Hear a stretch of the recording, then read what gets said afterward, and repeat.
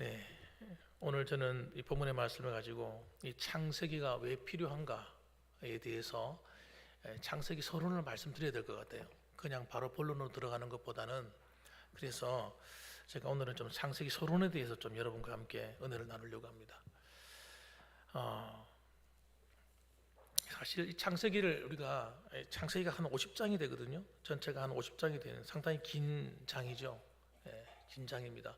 긴데 이 창세기를 이해하지 않으면 창세기를 기록한 목적이나 이런 것을 알지 못하면 우리가 또 창세기를 그냥 부분적으로 읽고 넘어가게 됩니다. 그래서 이것이 왜 필요한지에 대해서 오늘 한번 살펴보길 원합니다. 창세기는 이름 자체가 그 히브리의 그 원어의 원서에 보게 되면 처음에 기록할 때 태초에라고 이렇게 기록된 이름이 되어 있습니다. 책 이름이 태초에예요. 베레시트 하는 거. 태초에 하나님이 천지 만물을 창조하시니라 할 때 그 첫 번째 문장을 따가지고 그렇게 지었습니다. 그런데 이것이 이제 70인역 알렉산드리아 역본이라 그러죠. 이것을 헬라어로 번역을 하면서 이름이 좀 바뀌었습니다. 바뀌어서 이름이 제네시스로 바뀌었어요.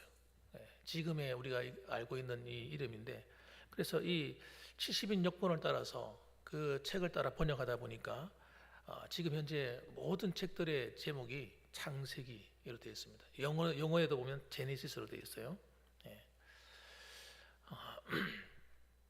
그래서 여러분, 이 창세기를 갖다가 누가 기록했느냐 생각할 때 모든 학자나 모든 사람들이 동일하게 창세기는 모세가 기록했다 이렇게 말하고 있습니다. 이거는 빼도 박도 못합니다. 왜냐하면 성경 자체가 이미 그걸 증언하기 때문에 그렇습니다.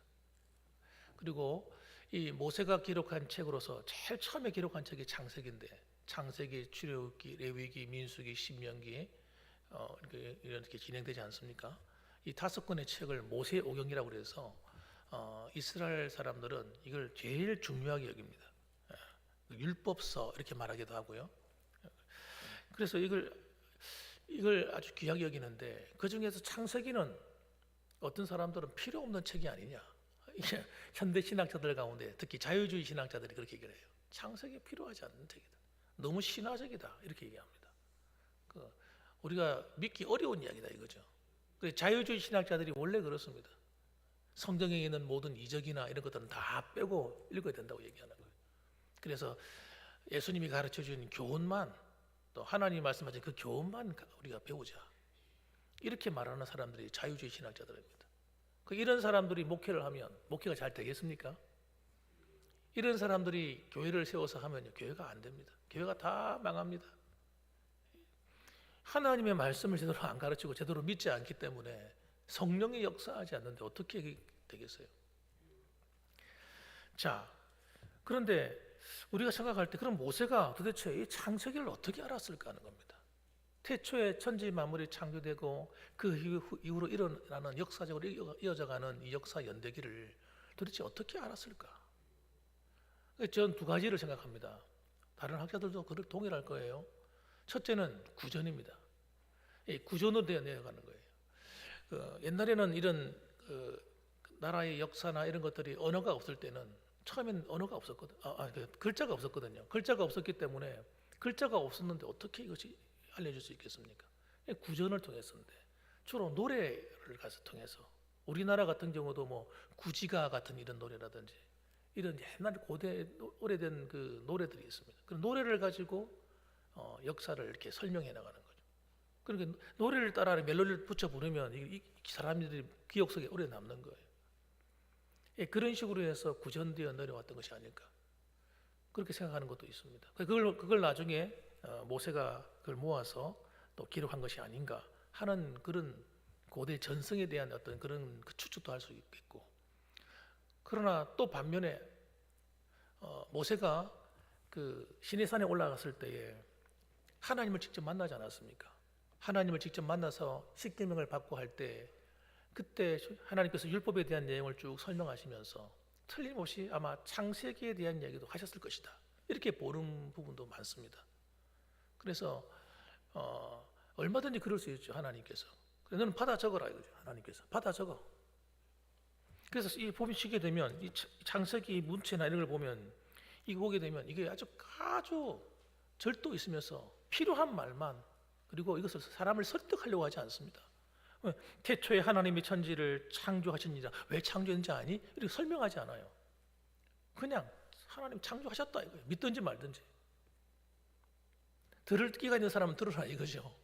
그냥 우리를 설득하려고 하는 것이 아니라 그냥 선포하는 거예요. 선포. 하나님이 천지 만물을 창조하셨다.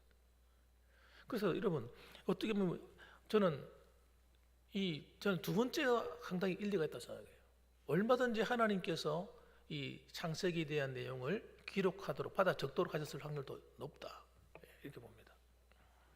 어쨌든 그래서 이 이스라엘 백성들이 출애굽을 했습니다. 이 창세기가 필요하고 그 다음에 레위기, 민수기, 신명기 이런 책들이 필요했던 이유는 이스라엘 백성들이 출애굽을 해서 그 전까지는 나라가 아니었거든요. 그 전까지는 그냥 개인의 한 가족이었고 그 다음에 부족 국가 형식이 되었었습니다. 그런데 이제는 하나님께서 창세기 12장에 약속하셨던 그 큰 민족을 이루는 그런 놀라운 단계에 왔을 때에, 드디어 나라가 형성되어야 될 때 됐을 때에 하나님께서 왜 이스라엘 민족을 하나님 부르셨는가 하는 이유가 있어야 되는 거예요. 그리고 이스라엘 민족이 도대체 처음이 어떻게 형성되었는가 하는 것을 알려줄 필요가 있는 것입니다. 그래서 모세는 아마 하나님께서 불러주는 대로 받아 적어서 이것을 아마 기록하였을 확률이 되게 높다. 저는 개인적으로 그렇게 생각합니다.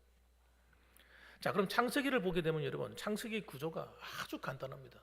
장수는 한 50장이 되는데 이건 아주 간단해요. 어떻게 간단하냐? 여러분, 이 창세기는 4개의 사건으로 되어 있고 4사람의 인물 중심으로 엮어져 있습니다. 뭐라고요? 뭐로 되어 있다고요? 4가지 사건과 4사람의 인물 중심으로 이루어져 있다. 그 4개의 사건이 뭡니까? 창조, 타락, 그리고 노아의 대홍수 사건, 그리고 바벨탑 사건입니다. 이 4가지 사건. 그리고 그 뒤에는 이제 아브라함을 하나님 부르셔서 아브라함, 그 다음에 이삭이 태어나고 또 야곱이 태어나고 그 다음에 요셉이 그 백성들을 이끌고 들어가서 그 다음에 애굽으로 들어가는, 이것이 창세기 마지막이거든요. 아주 간단하죠. 다시 한번 해봅시다. 우리 한번. 자, 4가지 사건. 자, 창세기 다시 처음에 뭐라고요? 창조, 타락, 그 다음에 노아의 대홍수 사건, 그 다음에 바벨탑 사건, 그 다음에 뭐예요? 그 다음 4가지. 그 다음에 아브라함이 그 다음에 태어나죠. 아브라함, 그 다음에 이삭이 태어나고 야곱이 태어나고 요셉 이야기. 이렇게 끝이 납니다. 아주 간단합니다. 자, 그러면요, 하나님께서 이 창세기를 왜 기록하게 되었는가를 다시 한번 살펴볼 필요가 있습니다. 왜 기록하게 했을까? 이스라엘은 그동안 하나님이 거룩한 씨였습니다. 씨. 이 아브라함. 그 위로부터 사실은 에녹으로부터 쭉 내려온 노아, 그죠? 이렇게 계보가 내려오지 않습니까? 내려올 때 나중에는 하나님 이 노아의 8 식구를 통해서 그 다음에 아브라함을 하나님 부르시거든요. 그리고 아브라함을 부르시고 그 다음에 아브라함과 약속을 하잖아요. 계약을 하시잖아요. 약속을 하시면서 내가 너로 복을 주는데 큰 민족을 이루어주겠다. 그리고 너에게 땅을 주겠다. 이렇게 약속을 하시거든요. 그래서 이스라엘 백성들이 이 큰 민족을 이루어서 하나님이 약속하신 땅으로 들어가는 겁니다. 땅으로 들어가는데 오늘 오전 예배도 말씀드린 것처럼 그 땅으로 들어가게 되면 그 땅은 하나님께서 주신 거룩한 땅이고 좋은 땅이긴 한데 그 전까지는 어떤 땅입니까? 우상 숭배가 만연하고 있는 땅이고 또 하나님을 앞에 패역한 땅인 거예요. 그러니까 이스라엘이 그냥 들어가서는 안 되는 겁니다. 그냥 들어가면 금방 오염돼 버리는 거예요. 그래서 너희들이 도대체 어디로부터 왔는지 또 너희가 어떻게 살아야 되는지 하는 것을 훈련을 받아야 되는 겁니다. 그래서 주님께서 이 말씀을 창세기를 꼭 필요로 하신 거예요. 그래서 창세기를 통해서 너희가 어디로 왔느냐 하니까 그것을 올라가니까 어디서 왔어요? 하나님으로부터 온 거예요.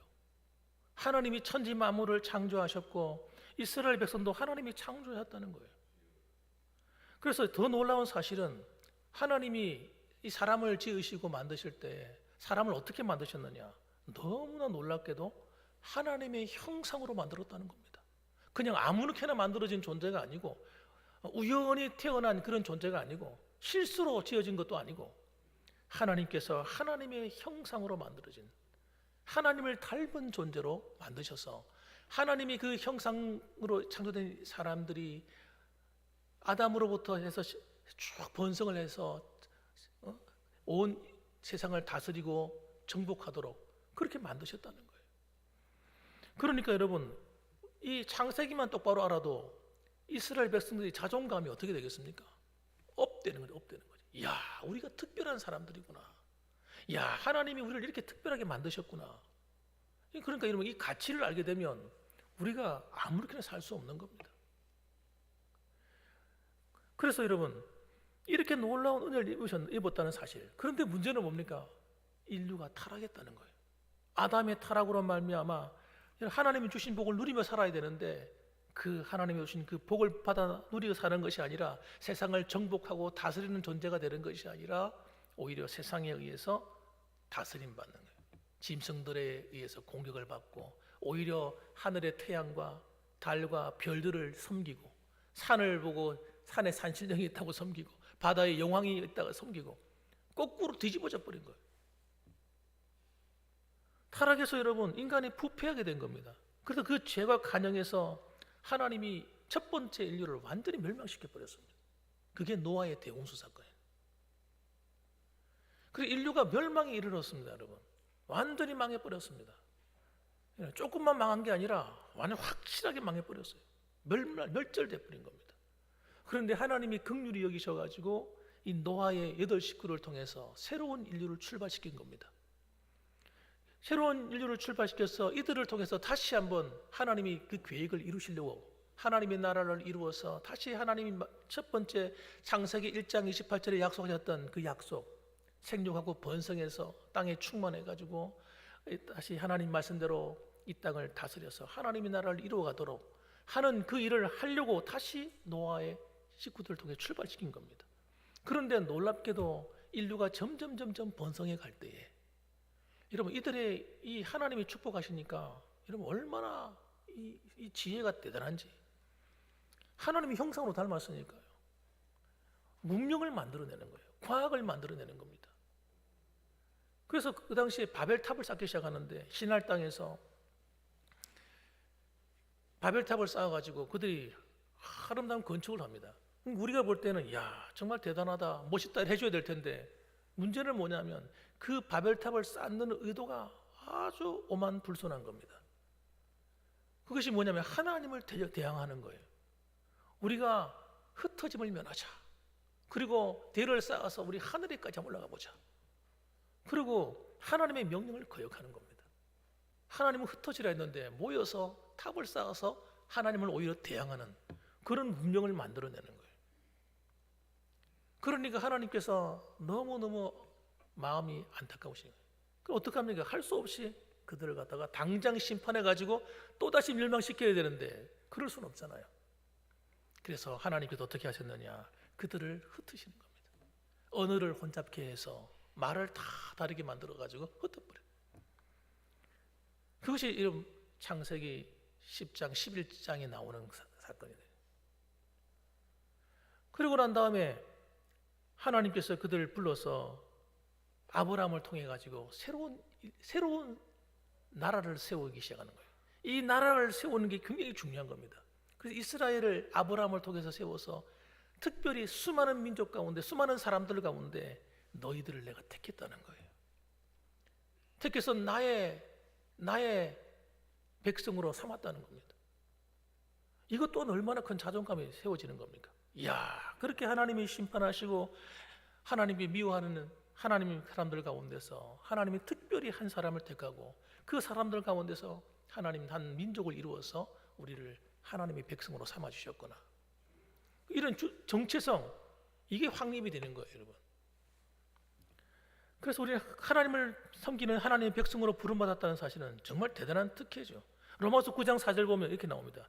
그들은 이스라엘 사람이라 그들에게는 양자됨과 영광과 언약들과 율법을 세우신 것과 예배와 약속들이 있고 조상들도 그들의 것이요 육신으로 하면 그리스도가 그들에게서 나셨으니 그는 만물 위에 계셔서 세세의 찬양을 받으실 하나님이시니라.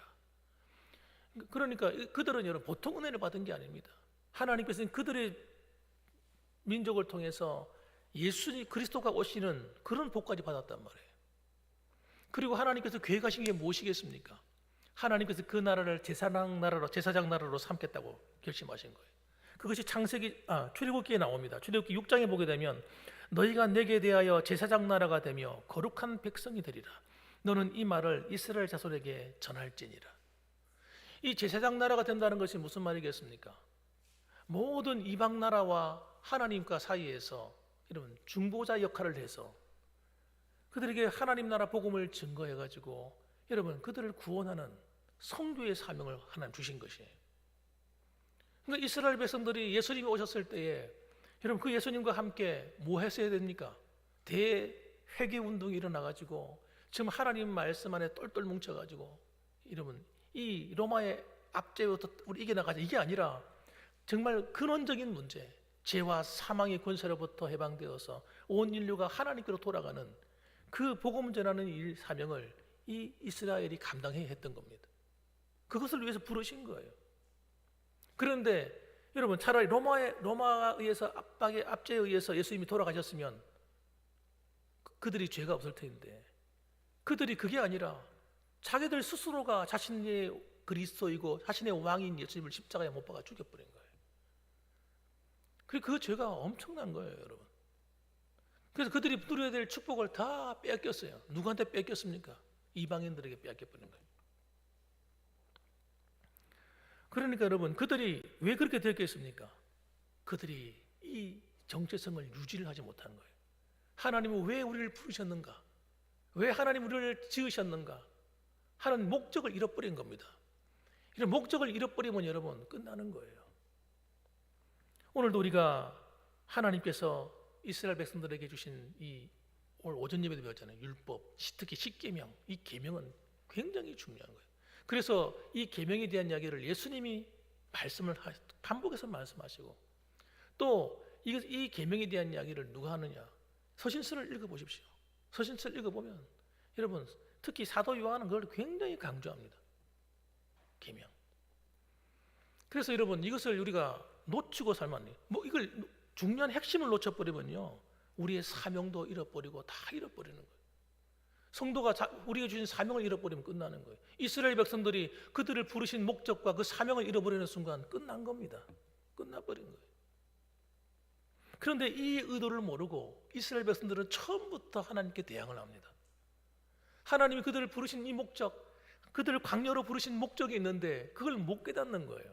못 깨달으니까 불평하고 원망하고 하나님께 도전하고 모세한테 도전하고 그리고 아론한테 도전하고 그거 하다가 여러분 40년 동안 다 멸망해 버렸어요.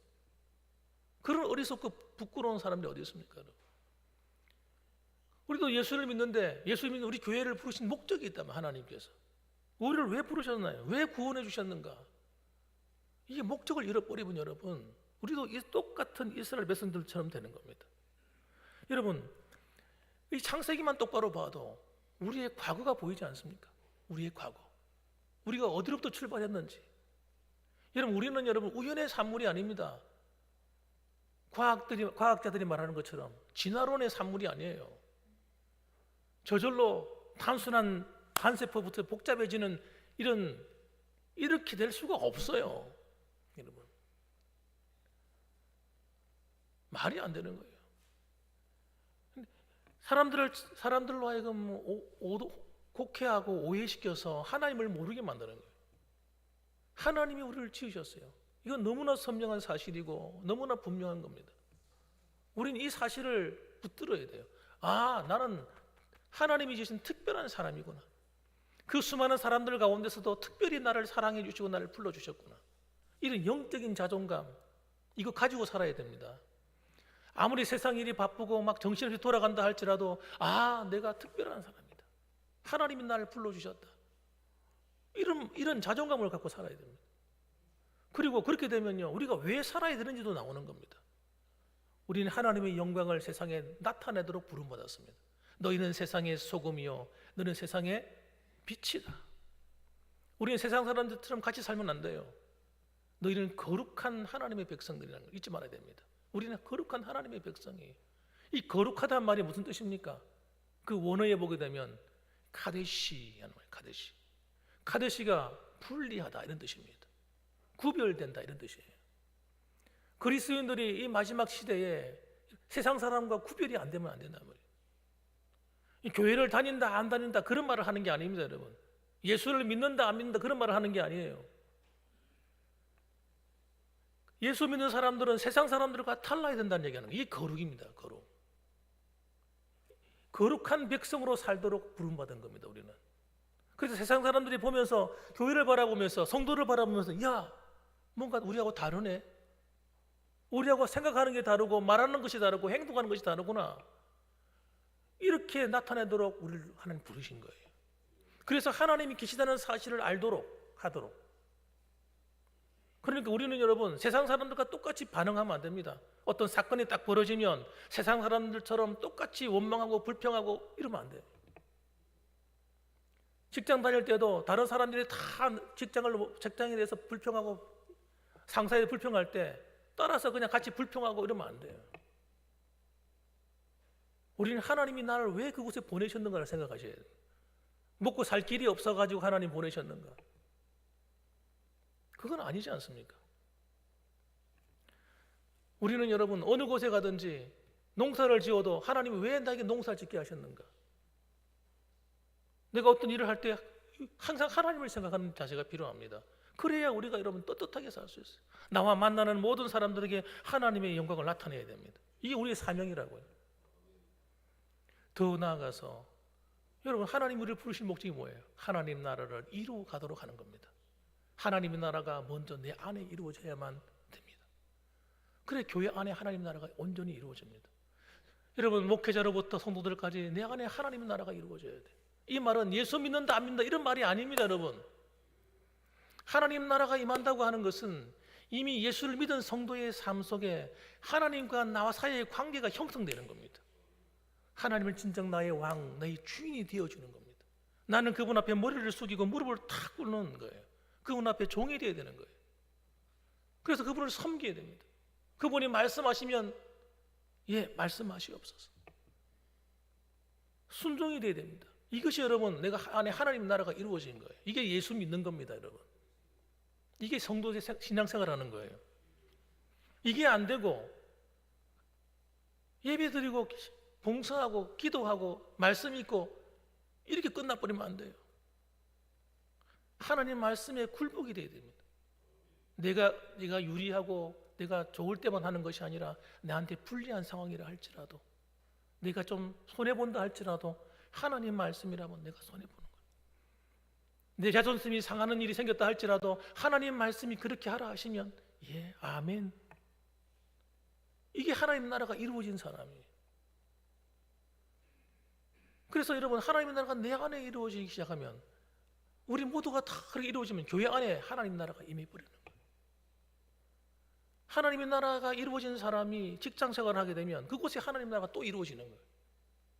나 때문에, 나를 통해서.